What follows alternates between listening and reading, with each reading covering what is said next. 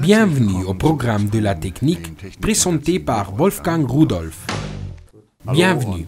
Si vous pensez maintenant que j'ai froid, vous vous trompez. Je vais enlever mon foulard. Avec cela, je veux simplement vous illustrer que notre corps régule automatiquement notre température corporelle. S'il fait beaucoup de froid, nous ne nous couvrons plus, comme avec un foulard ou une veste, mais normalement nous réglons nous-mêmes notre température corporelle. Cela n'est pas fait avec notre spirit, c'est automatique. Il s'agit d'un circuit de régulation très complexe. Et ces circuits de régulation sont trouvés aussi dans la technique. Mais d'abord, nous devons clarifier une erreur. Regardez, j'ai apporté un transmetteur. J'ai pu apporter une radio ou tout un autre appareil. Ici en bas, nous pouvons régler le volume. Normalement, nous l'appelons régulateur de volume. Mais il s'agit d'une erreur linguistique.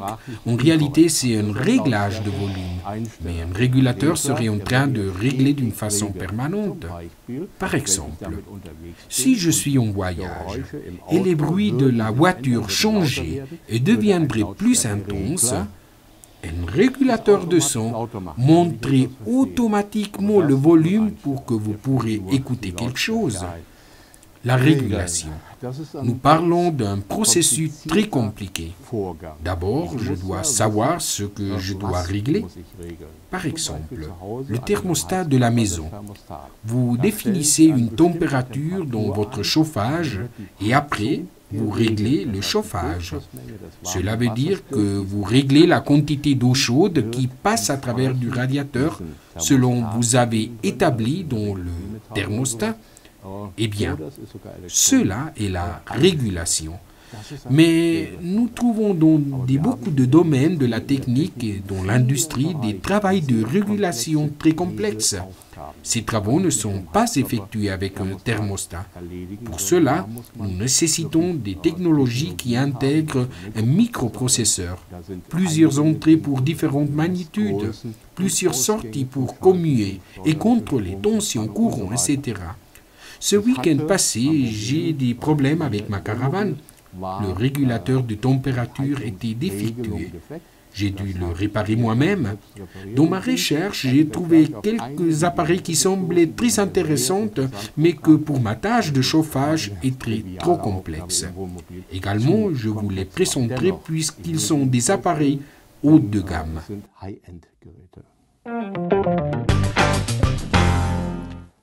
Ce que j'ai dans ma main est de la technologie très fine. C'est un appareil simple, et cela est son apparence, mais il a un intérieur très complexe. Nous voyons par exemple ici en haut qu'une sortie de relais vient d'être activée. Je peux activer avec cet appareil jusqu'à 2 relais. Il y a des différentes versions du PCE C21. Et j'ai beaucoup de possibilités de réglage que j'active à travers du menu. J'ai des entrées et des sorties. Ici, je suis dans le mode 7. Maintenant, je peux par exemple bloquer l'appareil pour qu'on n'effectue pas des changements. J'ai à ma disposition des différentes magnitudes. Je peux également régler si je veux avoir un point pour les décimaux et combien de zéros après la virgule, et bien d'autres choses. Comme vous voyez, dans sa totalité est très complexe. Si nous regardons maintenant la partie postérieure, nous trouvons les connexions. Ici, nous avons la connexion pour alimenter l'appareil, 230 volts AC. Nous avons beaucoup plus. Ici en haut, nous avons les autres entrées et les sorties analogiques. Je peux donner la tension et mesurer le courant, 0,20 mA et 0,10 volts, ce qui est normal pour ces appareils. J'ai les sorties de relais libres de puissance. Celles sont aussi accessibles à travers des connecteurs. Cet appareil, le PCE C21 de l'entreprise PCE, peut être installé. Il dispose d'un cadre d'installation. Ici, vous pouvez le sortir et remettre. Si nous revenons à notre menu, il m'indiquera sur l'écran ce que nous sommes en train de faire. Et nous revenons au menu principal. Et bon, un régulateur TIC qui allume et éteint et effectue aussi des tâches de régulation complexes, comme le PID. Le PID est le régulateur qui détermine la partie proportionnelle de la courbe proportionnelle ainsi que de la courbe intégrale et numérique. Tout cela peut être réglé d'une façon individuelle et détaillée. Il peut également générer automatiquement un algorithme. Je le vérifiais, il fonctionne très bien. Il ne faut pas rechercher beaucoup car l'appareil reconnaît d'une façon automatique. Il ne règle non plus d'une façon exagérée car il dispose de la fonction SMART, c'est-à-dire d'une fonction rampe. Tout cela peut être réglé avec cet appareil. Il peut s'adapter à vos besoins, c'est-à-dire l'inclure dans votre contrôle de machine et de système pour effectuer des régulations optimales.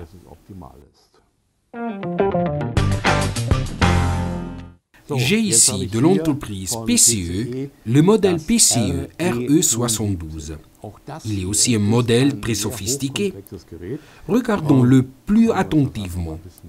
Nous avons deux écrans de 7 segments et de 4 chiffres. Au nom, j'ai la valeur actuelle et en bas, la valeur nominale. Cela, je peux le régler. En fait, je suis dans ce mode de réglage. Je peux régler jusqu'à 15 programmes qui déterminent comment on doit effectuer le réglage de l'appareil. Il peut commuer deux sorties de relais. Il dispose aussi d'entrées de courant et de tension. Ici, nous avons l'entrée d'alimentation de 230 volts. Ces connecteurs peuvent être retirés. Et ici, nous avons l'entrée analogique. Évidemment, on peut connecter d'autres choses. J'ai connecté des câbles que je connecterai avec ma pile pour vous montrer qu'il est possible de mesurer avec cet appareil la mesure de tension, c'est-à-dire contrôler n'importe quoi. Aussi, vous pouvez connecter directement des capteurs de température. Le menu m'offre une infinité de possibilités pour connecter un capteur sans devoir d'effectuer préalablement des travaux de commutation. Maintenant, regardons l'écran. Je connecte maintenant ici ma pile. Je crois qu'elle est un peu déchargée et nous observons qu'il reste une tension de 8,6, 7,8 volts. Comme nous voyons, nous parlons d'un appareil qui peut être installé dans un tableau de bord. Il est très complexe.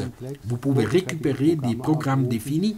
Vous pouvez aussi régler le régulateur PID dans ses paramètres individuels. De la même manière, il peut être réglé d'une façon automatique aux meilleurs paramètres selon les conditions environnementales. Il dispose d'un démarrage doux, c'est-à-dire que quand on l'allume, il ne se met pas au maximum, mais il a une rampe pour monter progressivement jusqu'à atteindre le maximum. Et alors il règle. Naturellement, il peut seulement commuer.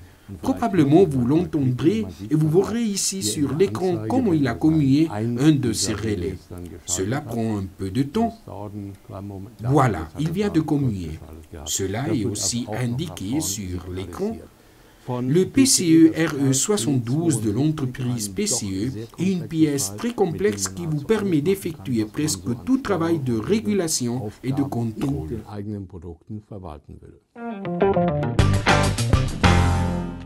J'ai ici devant le PCE KD5. En réalité, il s'agit d'un appareil avec un cadre d'installation. Comme vous pouvez voir, il est installé dans une carcasse pour les tables. Il a l'avantage de pouvoir être utilisé d'une façon externe car vous pouvez le placer n'importe où. Naturellement, vous pouvez aussi installer l'appareil sur son tableau de bord. Dans la partie d'avant, il dispose seulement de cette connexion. Il s'agit d'une entrée USB. J'ai mis un programme démo. Le reste est contrôlé grâce à l'écran tactile. J'ai des différents modes de visualisation. Je peux indiquer mes valeurs de mesure avec des grands chiffres. Ici, il me dit maintenant qu'il manque un capteur. Pour cette raison, j'ai un message d'erreur. Je peux le visualiser comme graphique de barre pour voir tout changement et je peux dessiner des courbes et les imprimer. Et ici, je peux simuler des instruments avec une aiguille. Tout cela est manié avec cet écran tactile. Si maintenant je la touche, j'accède aux différents menus. Je peux régler les paramètres généraux, je peux créer des canaux logiques et d'autres choses. À propos de canaux, il y a 48 canaux d'entrée analogiques et 48 canaux d'entrée binaires, seulement pour vous montrer un peu la magnitude de cet appareil. Ce sont des données maximales car l'appareil possède 3 fentes pour introduire des différents types de cartes avec des différents types de possibilités. Dans ce carcasse de table, nous trouvons dans la partie postérieure les entrées et sorties analogiques. Ici, nous avons l'entrée d'alimentation, on la voit clairement.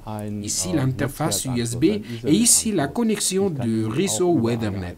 En fait, je peux me connecter avec cet appareil avec une direction IP, avec un serveur standard. Cependant, il doit avoir Java, autrement il ne fonctionne pas. Nous parlons d'un appareil très universel d'haute technologie. Il est disponible avec une carcasse optionnelle pour le placer sur une table ou comme appareil individuel avec les accessoires nécessaires pour son installation. En bref, un appareil avec lequel vous pouvez effectuer tout travail. Pour être honnête, je dois dire que la complexité de l'appareil et du menu m'ont surpris. Cela n'est pas mémorisé si facilement. On nécessite quelques jours pour obtenir la configuration optimale, mais cet appareil aide à programmer des différents types de régulations qui peuvent naturellement être adaptés aux besoins de chaque personne. Eh bien, le PCE KD5 de l'entreprise PCE Instruments est pour moi l'appareil de plus haute gamme que j'ai trouvé.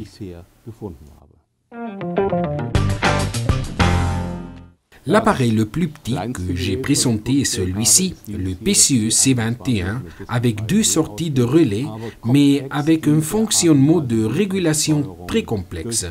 Naturellement, il intègre un régulateur PID, un actionnement doux et plus de choses. L'appareil suivant dispose d'un écran de 2 lignes et 4 chiffres. Il vous permet de voir simultanément la valeur nominale et la valeur réelle. Il est aussi de l'entreprise PCE Instruments et il s'appelle PCE RE72. Le troisième appareil est intégré dans une carcasse de table, mais il est disponible aussi sans cette carcasse. Nous parlons du PCE KD5, un vrai monstre. Il dispose de 48 entrées analogiques et numériques. Il peut être équipé des différents types de cartes. Nous parlons donc d'une gamme qui comprend tous les domaines. C'est dommage que j'ai rénové ma caravane car je saurais déjà quoi installer. Je vous souhaite une très belle journée. Au revoir.